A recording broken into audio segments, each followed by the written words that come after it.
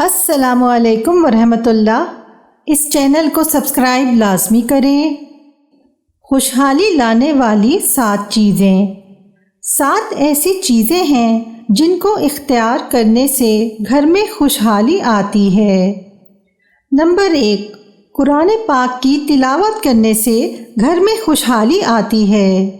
Number 2، نماز کی پابندی کرنے سے گھر میں خوشحالی آتی ہے۔ نمبر 3، اللہ کا شکر ادا کرنے سے۔ نمبر 4، مجبور کی مدد کرنے سے گھر میں خوشحالی آتی ہے۔ نمبر 5، گناہوں سے توبہ کرنے سے۔ نمبر 6، عزیز و اقربا سے اچھا سلوک کرنے سے گھر میں خوشحالی آتی ہے۔